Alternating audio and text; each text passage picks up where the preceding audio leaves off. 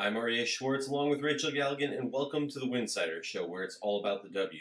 We are in the middle of the WNBA semifinals, just off of game 1 of the Lynx Storm and game 2 of the Aces Sun. We're about to recap it and give a little preview for the rest of the series.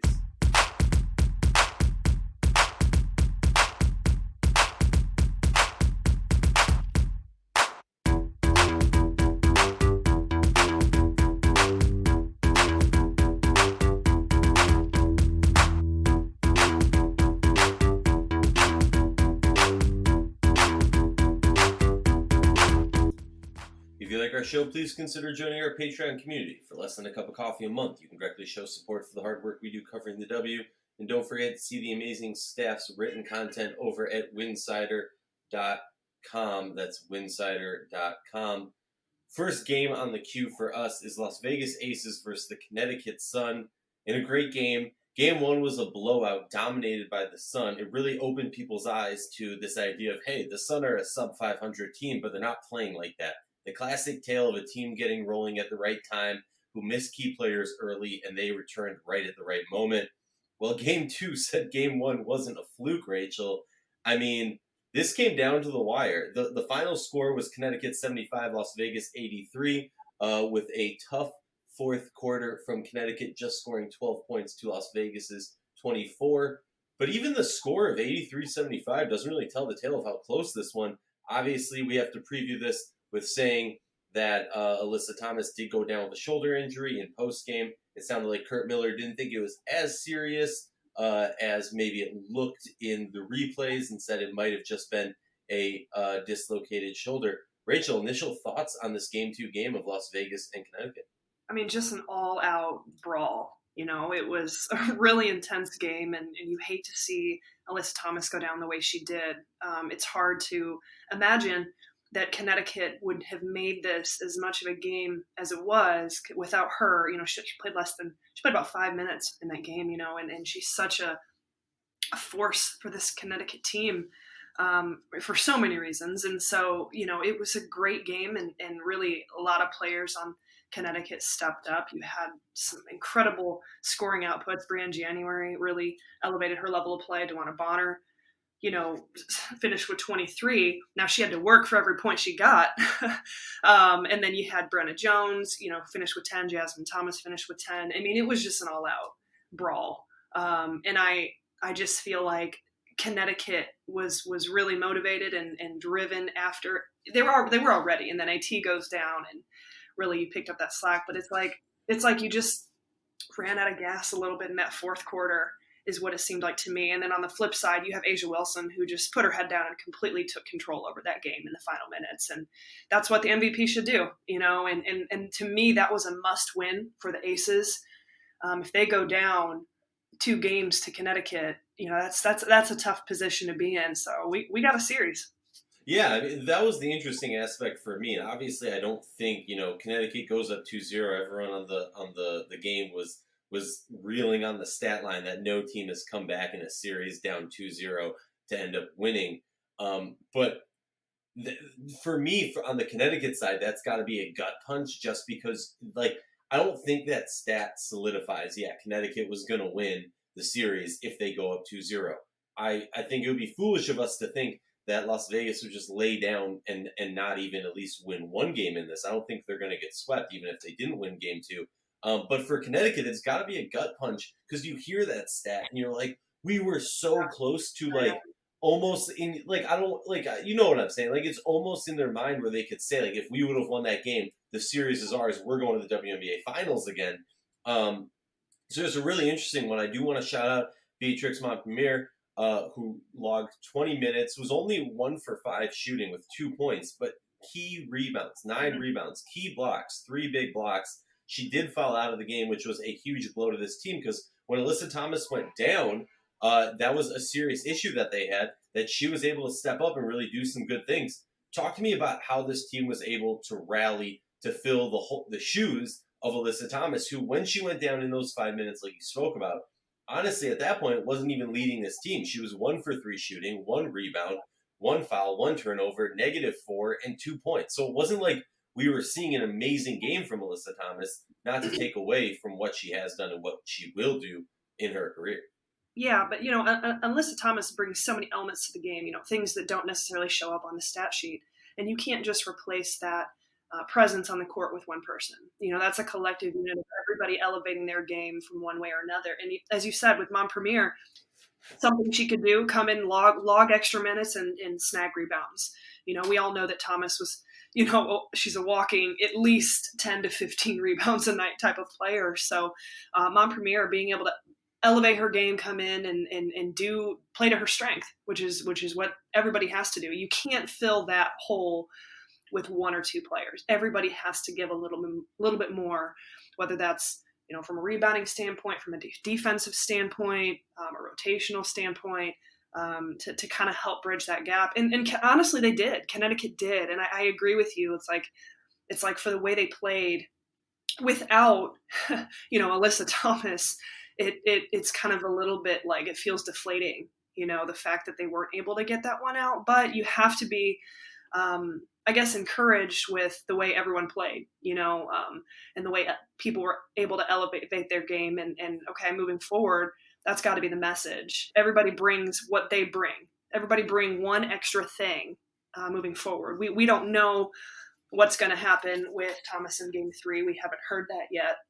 Hopefully, she's doing all right and we can see her back out on the court. But with or without her, everybody on this team is going to have to elevate and bring a little additional juice to the table, because Vegas, it's almost like they woke up in that fourth quarter. It was almost like A'ja Wilson even said it after the game in the interview with Holly Grouse. She's like, I feel like, we were garbage in that first game, and we were even garbage kind of starting in this game, like we weren't ourselves, and we're here now.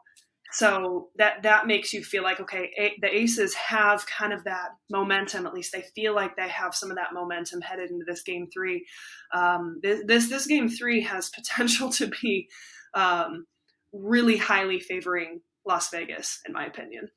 No, I agree with you. I think the key for Connecticut obviously is going to be what's up with Alyssa Thomas. Is she playing? Is she not? But more so, even as you touched on, everyone's going to need to step up, whether she's there or not, whether she's 100% or not.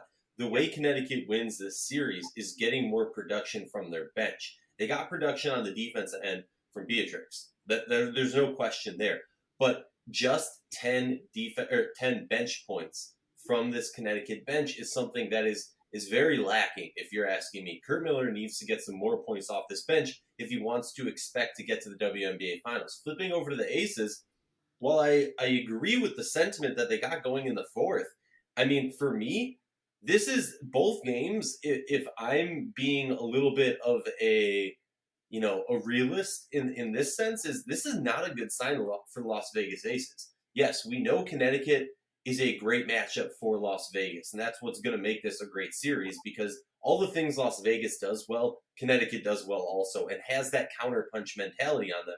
But for me, looking at the Aces, Angel McCautry struggled mightily so far in this series. Just 11 points in this game, had 2 turnovers, 3 fouls, just did not look like her confident self, wasn't getting in line. The refs just weren't calling those knick-knack fouls that typically the Aces do such a good job of getting the free throw line. I should keep in mind, that's a key stat also, free throws. 28 free throws for the Aces, while only 7 for Connecticut. That's free points at the line that can reduce a lead or extend a lead at any point. And Dearica Hamby, 11 points off the bench. But for me, I mean, looking at this Aces team in this game, it was very, very much so just the team wasn't producing. So A'ja Wilson, like you said, put her head down, put her team on her back, and willed her team to victory to even out this series.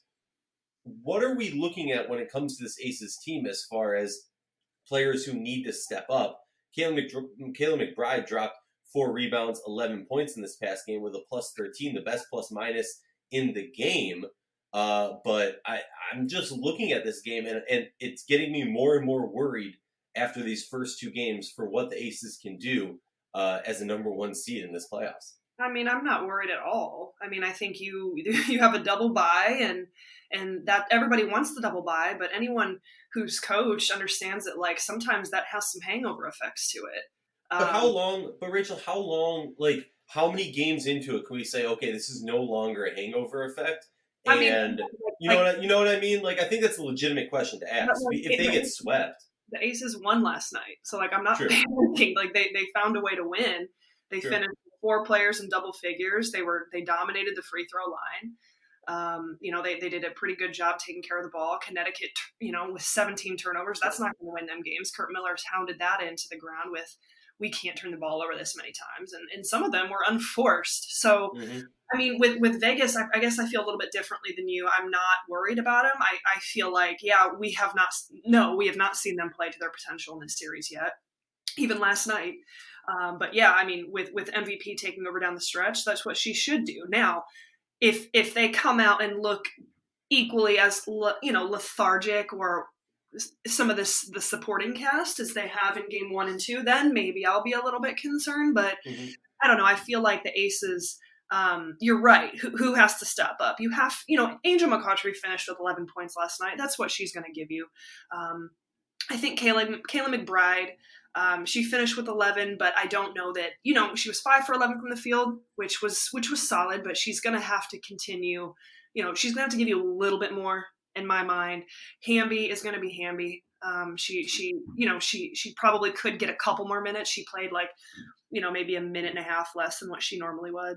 And Jackie Young gives you 8. I think you get a little bit more from her, but they're not, it's not like they're far off in my mind. I mean, Connecticut played phenomenal without arguably their best 1 or 2 player. So it's the fact that Las Vegas was able to win that game with Connecticut playing as well as they did is impressive for Vegas in my mind, because I do think that you could make an argument Connecticut deserved to win that game, but they really shot themselves in the foot down the stretch, and you had the best player in the league step up and just carry him on her back. So Las Vegas is just going to have to be what Vegas has been all year, more than just a one-headed monster in A'ja Wilson, which they've never really been, and just continue to get just a little bit more from a production standpoint from that entire cast, including Jackie Young and De'Arca Hamby off the bench, going to be key. Yeah, no, I completely agree. And I do want to point out Dwana Bonner, who had a great game, playing all 40 minutes, 23 points, 7 rebounds, 3 assists. But the key stat line that I'm looking at was the 3 for 12 from 3, which is not a good line. I know she's been shooting subpar 3-pointers this season afar, but the stat I really want to look at is 6 turnovers. I mean, out of 17 turnovers, those are key. A lot of them, like you were saying earlier, unforced. And for me, like, let me just clarify. I'm not looking at this Aces team and saying, like, the sky is falling, chicken little. What I'm saying is coming in, I saw the same Las Vegas Aces team. With that respect, I will say championship teams, one of the big critiques of Connecticut Sun last year was kind of, and for their run during that, like, 4-year period with that roster, was who's going to be the player who takes the final shot, who kind of puts the team on their back. And they kind of always did that by committee. Great teams find a way to find a random player to pull off and get a victory. And A'ja Wilson was that the other night. I mean, we could harp on that forever, so I'm not going to waste any more of your time. But let me remind you to subscribe to Winsidr Daily, the only podcast that gives you daily recaps on game days following WNBA games. And Winsidr.com for all the written content, Winsidr.com. Hit subscribe on your favorite podcast app. Okay, on to game 1 that finally happened of the Seattle Storm and the Minnesota Lynx. Game 1, all I could say was wow. I don't know if anybody really saw it coming down to that. I definitely thought that it would be a much, much different game with Seattle getting the victory, but in a much more definitive way. Just a little recap. It's all tied up with 14 seconds left. Sammy Whitcomb off the inbound misses a contested layup. Alicia Clark is there to get the board and put back.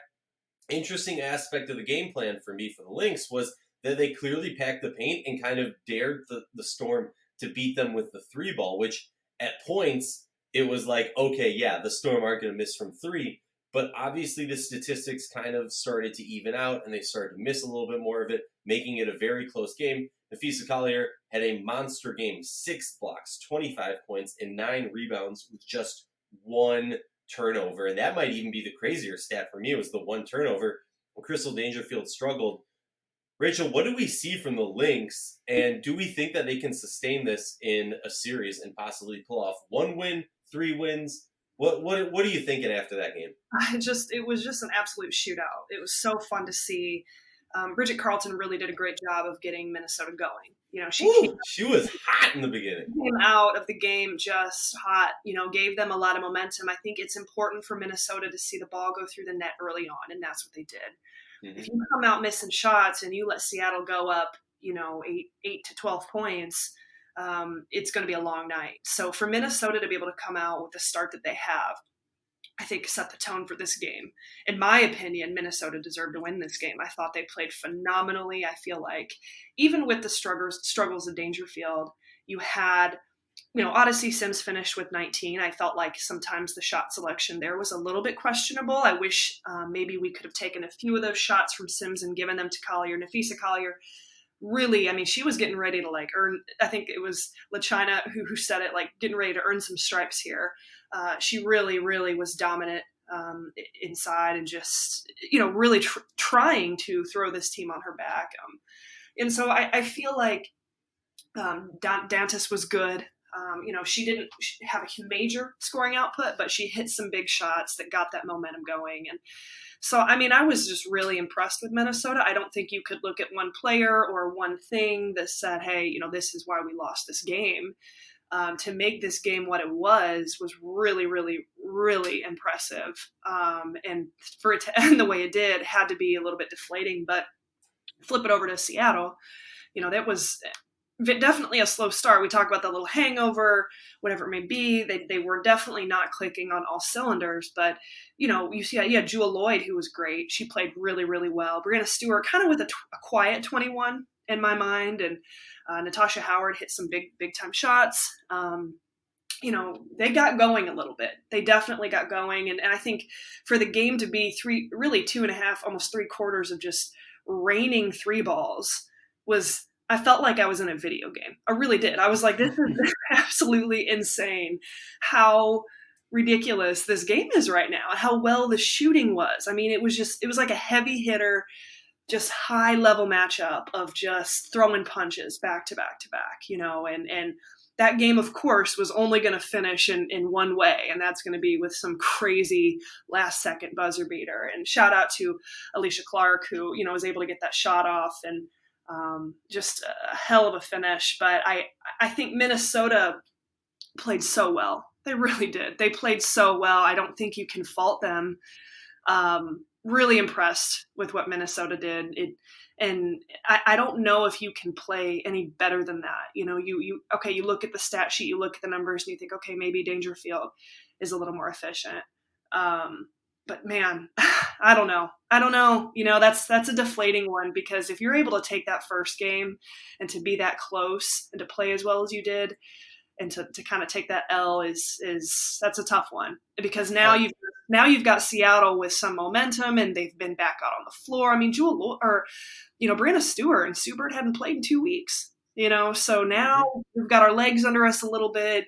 I don't know. I'm not feeling super great for Minnesota moving forward. Yeah, no, I'm not either. Look, let's be real. Both of us weren't feeling great going into that game. I think if you're going to look at anything, you're going to look at two things. One, Nafisa Collier was hitting shots at every spot on the court. Her shot selection was amazing. Something that we talked about, she did go 4 for 5 from 3, and that's something I want to see more of. I want to see her getting those shots up where it's not just where, down low ball, where we feed her, she makes a move, and she gets a bucket. Or relying on her to get points off second chance boards. Yes, those are key elements of her game that are going to help this team win games in this series, or possibly for the long future if they don't win a game in this series. But for me, Nafisa Collier's underrated aspect is she can really shoot it from almost anywhere on the court, and you need to be using her in that ability to get her the ball in more areas. Also, if I'm looking at anything on Minnesota's side, it's Crystal Dangerfield. 0 for 3 from 3. She was passing up a couple shots, only 4 points. She looked not ready for the moment, which is very rare considering we haven't really seen that from her, a situation where she kind of, balks at the spotlight. On the other end, I felt Nafisa Collier's amazing game was also on the defensive side. She did a great job, Brianna Stewart. Those 3 blocks in a row were just ridiculous. And also a couple of them look so nonchalant, almost as nonchalant as her shimmy. I want to give her credit because she's going up against a 2018, a former WNBA MVP, and she's putting up stats similar to the current MVP in Asia Wilson over in the other game. So huge hat tip to her, and maybe, and I was tweeting with some people earlier today, and maybe this is a little bit of a bias that I have, where like I don't view her as a second year player. I view her as a vet who I'm waiting to take that leap to being a top 5 player in this league. So I have really high expectations for her. But I got to give a shout out to Jewel Lloyd. I mean, Winsidr MVP of the night with stat line 25 points, 4 assists, 6 rebounds. She did have 4 turnovers, but she kind of evened that out with those 2 blocks that she had, along with 2 steals. I mean, she was there. She only missed 1 shot, and that was a 3-pointer. 2 shots, a free throw and a 3-pointer. But she was just looking with it and ready to put the team on her back. Ben, who's a co-host of this podcast with us and also a host of the Winsidr Daily Show, has been stressing kind of Jewel needs to step up and be that second or third option for this team. And she really did tonight. I mean, when other players were struggling, she put it up. Alicia Clark is getting a lot of attention for that last bucket. But Seattle's not in a position for that play without a Jewel Lloyd steal, without a Jewel Lloyd cut to the basket layup to give them the tie or the lead late in this game. I mean, Jewel Lloyd really carried her team in ways that I don't think she's getting enough credit for. And I got to give props to her really growing into her own. Any final thoughts looking forward? I'm not going to make you make a prediction, and we're going to hopefully have a very exciting guest for our next show when we talk about these series again. But I'm curious for you, looking forward, how can what's going to be, I guess, the key for Minnesota to get a victory in Game 2? I mean, you have to just play the best basketball you've played all season. If there's a way, and honestly, and they have, you could really look at this Minnesota team and say that every game they seem like they've gotten better. And even with Sylvia Fowles on the bench, I'm not anticipating Fowles to join the Lynx again this season. That's just my gut thought. I feel like, okay, she's really struggling with this injury. Being able to throw her in now to the middle of a series is going to be really, really tough. So for Minnesota, kind of the rotation that you have going on now, and everybody, I do think, you need to get more from Dangerfield. And that's not just points, but, just from a production standpoint across the board. You have to control the glass. You have to limit turnovers. The margin for error against the Seattle Storm, especially when they're clicking on all cylinders, especially when Jewel Lloyd is doing what she's doing, you almost have to play just perfect basketball. So limiting turnovers, being the aggressor, getting out to an early start for Minnesota, to me, in my opinion, is one of the biggest keys for this team to be able to steal one in this next series. They've got to be able to see the ball go through the net early on and get some momentum early on. Yeah, I completely agree with you on everything you've said. Just want to shout out a little stat line. 29 rebounds for Minnesota, 36 for Seattle. Not a common stat for a Cheryl Reeve team, but the encouraging stat line would be the turnovers. 9 turnovers for Minnesota, 16 for Seattle. Minnesota needs to hold on to that ball, not get these lazy, lackadaisical turnovers, because that's how Seattle really strives. It's going to be an interesting one, and I echo what you're saying about Sylvia Fowles and seeing her back this season. I mean, in my mind, this team has shown, you wouldn't bring her into this series with that injury if she is healthy to go. And heck, with Rebecca Brunson and Planette Pearson leaving the level, I think even if Syl is in an injury level where she can't come back this season, you're keeping her there because of what she's done in a leadership standpoint from the bench throughout most of the season. So I agree with you. I think it makes more sense even if she is healthy to come back. But as they're going to keep her day to day, even if for whatever reason it is, because you want to. It's Sylvia Fowles, and it scares other teams. For less than a cup of coffee a month, you can directly show support for the hard work we do covering the W. I'm Aryeh Schwartz. Y'all know Rachel Galligan, and this has been the Winsidr Show.